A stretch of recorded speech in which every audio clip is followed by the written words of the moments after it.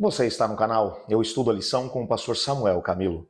Hoje é domingo, dia 7 de maio de 2023. E o tema que estudaremos na nossa lição da Escola Sabatina será Companheiro na Tribulação. Antes, entretanto, de podermos desenvolver o nosso estudo de hoje, ler o texto base, eu queria orar junto com você também por alguns amigos que enviaram seus pedidos para cá.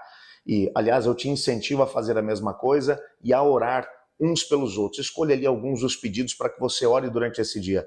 Temos muito poder quando oramos uns pelos outros. Eu hoje separei aqui algumas pessoas que eu gostaria de colocá-las diante de vocês. A Hélia Moraes, a Lourdes Cardoso, a Miriam Xavier, a Jéssica, a Valquíria Rocha Moreira. Nós vamos orar por essas pessoas e ao mesmo tempo pedir que o Espírito de Deus nos ajude a poder estudar e entender aquilo que o Senhor Deus tem para nós. Ore comigo. Obrigado, Pai, por tua palavra e porque nela temos a oportunidade de ser edificados. Fale conosco hoje de forma poderosa, Senhor, para que todos esses amigos e amigas que estão nesse momento ligados na tua palavra junto conosco, que possam ser edificados através dela. Pedimos também por esses amigos e irmãos que enviaram os seus pedidos e que precisam de uma intervenção da tua parte. Nós cremos que o Senhor pode e quer nos abençoar. Por isso confiamos em Ti e já agradecemos porque sabemos que o Senhor nos ouviu. Em nome de Jesus, amém. O nosso texto que serve como base para o estudo de hoje encontra-se em Apocalipse capítulo 1, verso 9, que diz assim: Eu, João, irmão e companheiro de vocês no sofrimento no reino e na perseverança para a qual Jesus nos chama, estava exilado na ilha de Patmos por pregar a palavra de Deus e o testemunho a respeito de Jesus Cristo. Algumas coisas precisamos compreender. João, quando recebeu as mensagens que estão contidas dentro do contexto do livro do Apocalipse, João não estava num spa tranquilo ou num ambiente junto da natureza, olhando para os pássaros, escutando aquele canto bonito dos pássaros, ou numa praia paradisíaca, enquanto olhava as ondas do mar, aquele céu azul bonito, o sol brilhando à sua volta, enquanto escrevia um romance. Não, não era isso que estava acontecendo. Uma grande perseguição estava sendo movida contra a igreja. Todos os demais apóstolos haviam morrido pelo viés do martírio, portanto tinham sido assassinados, em sua grande maioria, ou pela religião dominante entre os judeus na época, pelo judaísmo, ou pela máquina pública do próprio Império Romano. Entre eles, eu destacaria o próprio apóstolo Paulo e o apóstolo Pedro, que teriam sido acusados de forma injusta de participar e até mesmo de dirigir o incêndio da cidade de Roma no ano 67. 64. Quando olhamos para essa situação, olhamos e encontramos João como o último dos apóstolos vivos. Ele já é um ancião com mais de 80 anos. Segundo aquilo que a tradição cristã menciona, João, enquanto esteve nessa colônia penal, na ilha de Patmos, era uma colônia penal, uma ilha rochosa com pouco verde dentro dela, cercada por um mar tempestuoso, um mar agitado. Ainda hoje existe uma pequena janela de tempo onde as pessoas durante o dia têm a possibilidade de chegar até a ilha e de poder sair dela, por causa das marés e ao mesmo tempo do mar muito agitado. Não é à toa que quando João tem as visões do Apocalipse, ele fica feliz da vida quando ele vai escrever. E o mar já não existe, quando ele viu a nova terra, a nova Jerusalém. Porque o mar era como se fossem os muros daquela prisão onde ele se encontrava. Segundo a tradição cristã, João estava dentro de uma caverna úmida, escura, enquanto o anjo do Senhor lhe apareceu e ele recebeu as visões que acabou relatando dentro do livro do Apocalipse.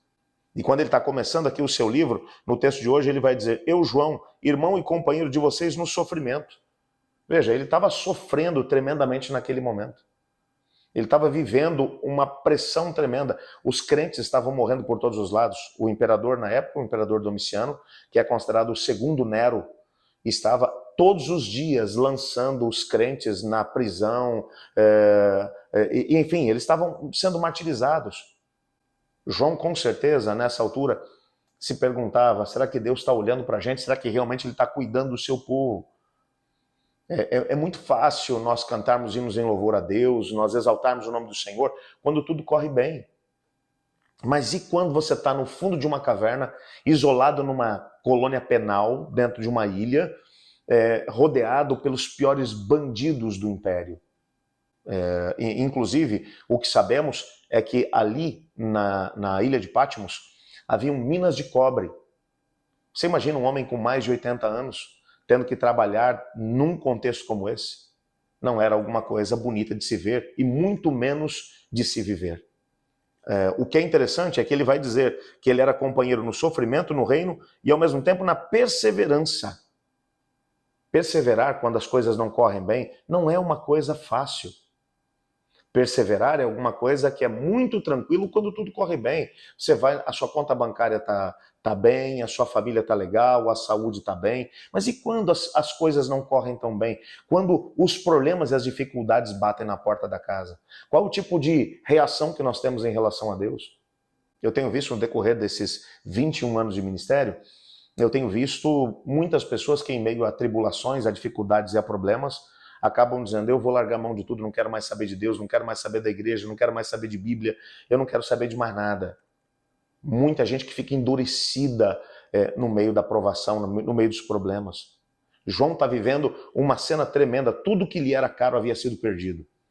Ele não tinha mais uma casa, ele não tinha mais bens, absolutamente nenhuns. Os que ele tinha foram confiscados pelo império quando ele foi exilado na ilha de Patmos. Uma pessoa com mais de 80 anos, ela viveu tudo que tinha que viver, no sentido de poder gerar riqueza, de poder ter a sua estabilidade. E exatamente nessa época, João perdeu absolutamente tudo, até a sua liberdade. Como você encararia esse momento diante daquilo que João estava vivendo? Sabe o que é mais interessante? É que se você tivesse a oportunidade de chegar lá naquela caverna onde João se encontrava, eu achei muito interessante uma frase que o pastor Mark Finley utilizou aqui no nosso guia de estudos. Ele diz assim, se você entrasse na caverna onde se afirma que João recebeu a visita do anjo com a visão profética, notaria essas palavras inscritas em uma placa na entrada, resumindo o Apocalipse. Temam a Deus e deem-lhe glória, pois é chegada a hora do seu juízo. E adorem aquele que fez o céu, a terra, o mar e as fontes das águas. Apocalipse 14, verso 7. Se há uma coisa que aconteceu no fundo daquela caverna, todos os dias, era um processo de adoração a Deus. Tem uma coisa que nós precisamos desmistificar aqui. Quando falamos sobre adoração, nós não adoramos a Deus porque nós recebemos bênçãos, porque as coisas correm bem, porque a família está bem, porque a saúde está bem. Não. Nós adoramos a Deus por uma razão. Porque Ele é o Criador do céu e da terra. E como Criador, Ele merece o nosso reconhecimento. Um dia, uma das criaturas do Senhor se voltou contra Ele, lá no céu, e começou um processo de rebelião contra Ele. Isaías capítulo 14, Ezequiel capítulo 28, Apocalipse capítulo 12 fala sobre isso. Ele ousou dizer que não adoraria mais a Deus.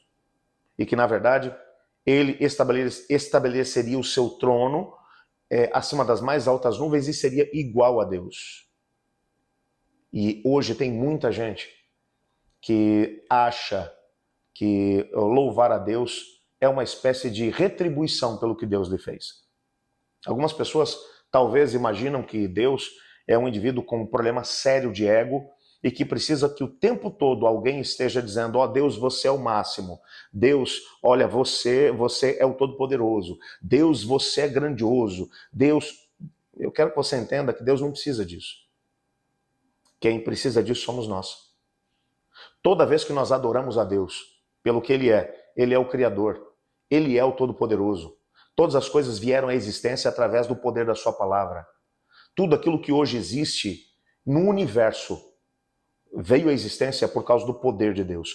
Quando você lembra disso, mesmo que passando por situações de problemas e dificuldades como as que João estava passando na ilha de Patmos, a sua fé é solidificada em Deus. Você entende que você não adora, você não serve a alguém que está vivendo um drama no universo, a alguém que está precisando da minha ajuda e da minha força, mas você serve ao Todo-Poderoso. E vou dizer uma coisa para você, você sozinho, bom, você é minoria. Eu e você sozinhos não somos nada e nem ninguém. Mas você e eu, unidos a Deus, nós somos maioria. Por isso a adoração, ela é importante não na perspectiva de que Deus necessite da nossa adoração. A adoração, ela é importante para nós, mesmo quando, à semelhança de João, nós estamos passando por situações probantes. Porque aí nós temos a oportunidade de podermos lembrar quem é Deus. E aí quando você volta para a sua realidade depois da adoração, e você começa a olhar para as dificuldades e problemas, eles ainda estão lá. Mas a sua fé e a sua esperança estão alicerçados em Deus, sabendo que com Deus tudo o que acontecer, absolutamente tudo o que acontecer, vai ser o melhor. Vai ser para o bem daqueles que amam a Deus. A nossa oração todos os dias deve ser: Senhor Deus, ajuda-me a viver uma vida de adoração, para que eu nunca me esqueça de quem é o Senhor e de quem eu sou. E que ao mesmo tempo eu posso todas as coisas no Senhor que me fortalece. Viva essa vida de adoração nesse dia, independente das circunstâncias que o rodeiam. Esse é o meu desejo para você. Tenha um bom dia na presença do Senhor Deus. E não se esqueça, eu estudo a lição. E você?